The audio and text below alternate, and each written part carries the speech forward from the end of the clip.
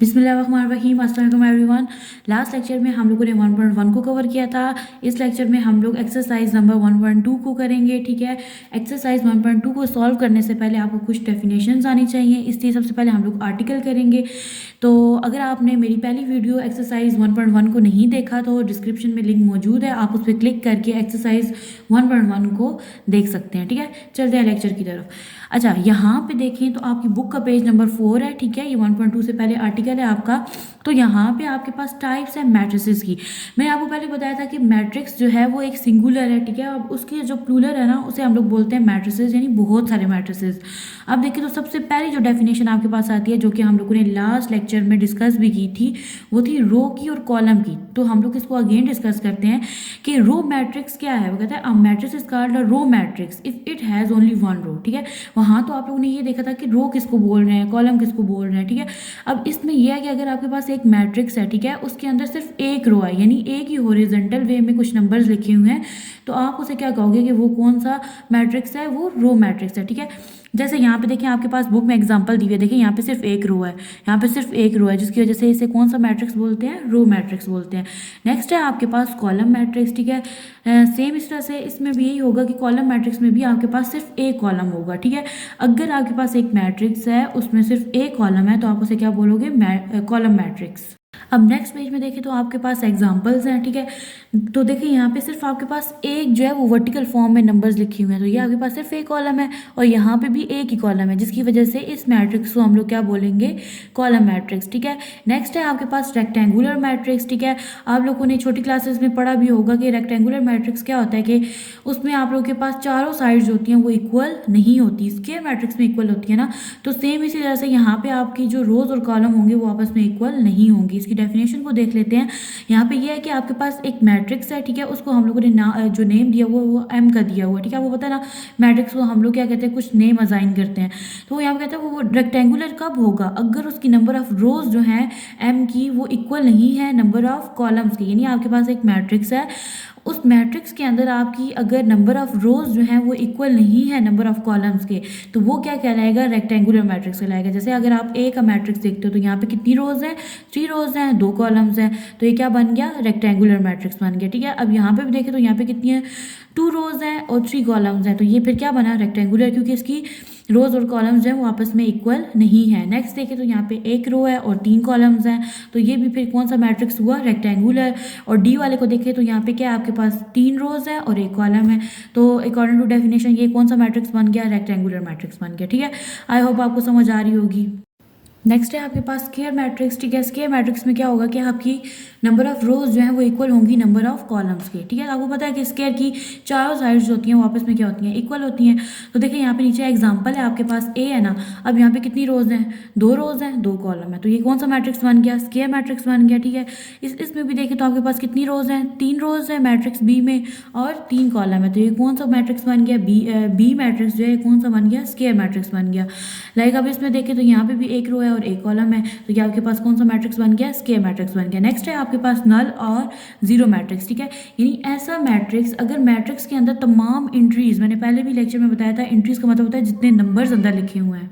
Next है आपके पास नल और जीरो मैट्रिक्स। ठीक है, अब देखिए तो यहाँ पे क्या होगा, आपके पास तमाम एंट्रीज, मैट्रिक्स के अंदर तमाम एंट्रीज, यानी एंट्रीज मैंने पहले भी आपको बताया था कि यानी यहाँ जितने भी नंबर्स लिखे हुए हैं ना, ये सारी क्या होंगी, एंट्रीज आपके पास जीरो होंगी। जैसे देखिए ये एक मैट्रिक्स है, सारी यहाँ पे एंट्रीज यानी नंबर जो है वो सारे क्या है, जीरो है, यहाँ भी, यहाँ भी। तो ये कौन सा मैट्रिक्स बना, ये आपके पास बनेगा नल मैट्रिक्स या फिर जीरो।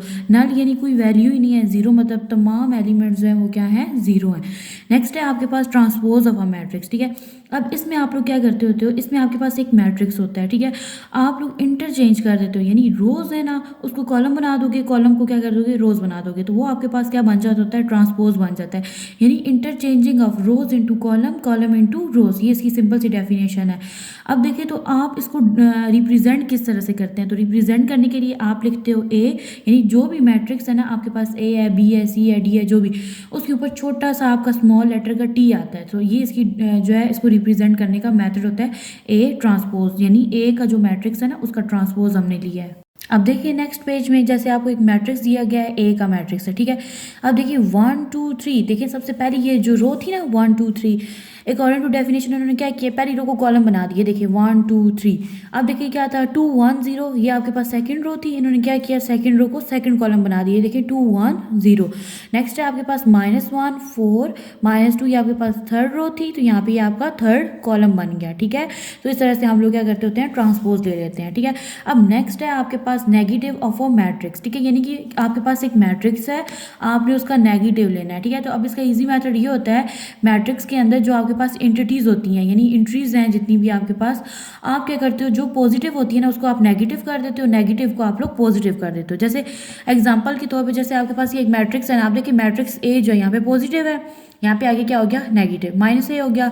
अब ये 1 और 3 दोनों पॉजिटिव थे, तो यहाँ आगे क्या हो गया -1 -3, -2 यहाँ पे नेगेटिव था, यहाँ आगे क्या हो गया +2 4, यहाँ पे पॉजिटिव था, और यहाँ पे क्या आगे क्या हो गया -4। यहाँ पे आपको बात समझ आ रही है ना, यानी हमने नंबर्स के साइंस को चेंज कर देना होता है नेगेटिव ऑफ अ मैट्रिक्स में। ये इसकी डेफिनेशन है, एग्जाम्पल भी मैंने आपको करवा दी है। नेक्स्ट है आपके पास मीट्रिक मैट्रिक्स। अब ये कौन सा मैट्रिक्स होता है, ये ऐसा मैट्रिक्स होता है कि अगर आपके पास एक मैट्रिक्स है, ठीक है, तो आपने क्या किया, उसी मैट्रिक्स का जब ट्रांसपोज लिया तो वो मैट्रिक्स के इक्वल आना चाहिए। यानी जैसे कि आपके पास ये एक मैट्रिक्स है ना, यहाँ पे देखिए ये वाली एंट्रीज है सारी, आपने क्या किया इसी का ट्रांसपोज लिया तो वो इसी के इक्वल है। देखिए यहाँ पे क्या था 1 2 3 है, 1 2 3, 2 -1 4, 2 -1 4, थर्ड जो कॉलम है 3 4 0 3 4 0। अब हालांकि ये तो आपके पास M का मैट्रिक्स है और ये M ट्रांसपोज का मैट्रिक्स है, ठीक है। अकॉर्डिंग टू डेफिनेशन आपका जो मैट्रिक्स होता है वो इक्वल होता है मैट्रिक्स के ट्रांसपोज के। जैसे यहाँ पे M मैट्रिक्स था, जहाँ पे यहाँ आके आपने M का ट्रांसपोज लिया तो फिर भी ये दोनों मैट्रिक्स जो है यहाँ पे इसमें क्या है इक्वल है, तो फिर हम इस मैट्रिक्स को क्या बोलेंगे, सिमेट्रिक मैट्रिक्स बोलेंगे, ठीक है।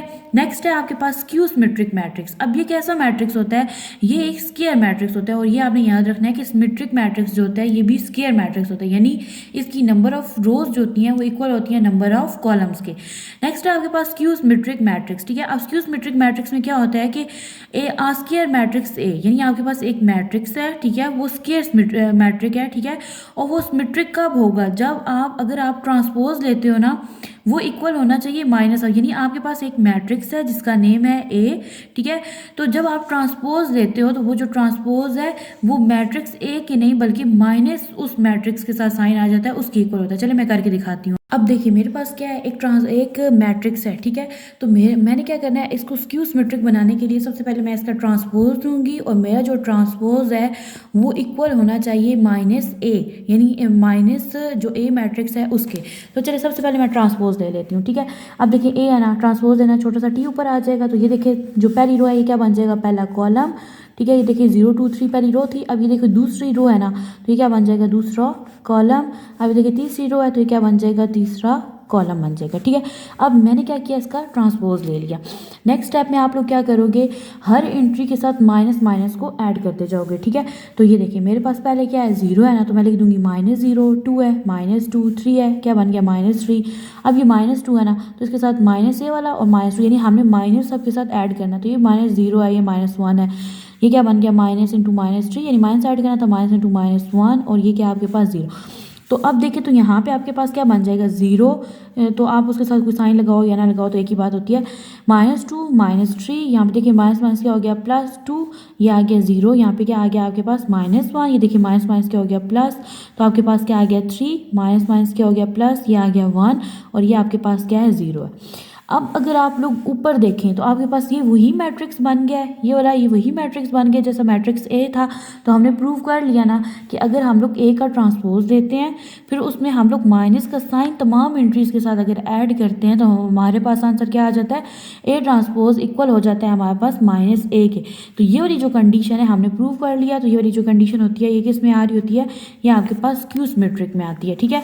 अब देखिए जी नेक्स्ट डेफिनेशन है आपके पास स्क्यू सिमेट्रिक, तो हम लोगों ने कर लिया। अब नेक्स्ट है आपके पास डेफिनेशन, नेक्स्ट है आपके पास डायगोनल मैट्रिक्स, ठीक है। अब सबसे पहले आपको पता होना चाहिए डायगोनल किसे बोलते हैं, यानी इस तरह से देखिए, अब ये वाली जो चीज़ है ना, ये वाली इस तरह से इस तरह से। यानी अब यहाँ पे देखिए 0 1 और 3, अब ये कहाँ पे लिखे हुए हैं, डायगनल पे लिखे हुए हैं, ठीक है। इसी तरह से यहाँ पे देखिए 1 2 2, तो ये कहाँ लिखे हुए हैं, डायगनल पे। तो अब आपके पास आप लोग क्या पढ़ रहे हो, डायगनल मैट्रिक्स को। अब डायगनल मैट्रिक्स जो होता है सिमेट्रिक की तरह और स्क्यू सिमेट्रिक की तरह, ये भी क्या होता है, स्क्वायर मैट्रिक्स होता है, ठीक है। अब क्या होता है कि इसकी जो डायगनल पे जो एंट्रीज होती हैं या जो नंबर्स होते हैं ना, वो सारे नॉन ज़ीरो होते हैं, मतलब ज़ीरो नहीं होते, 1 2 3 या कुछ और होते हैं।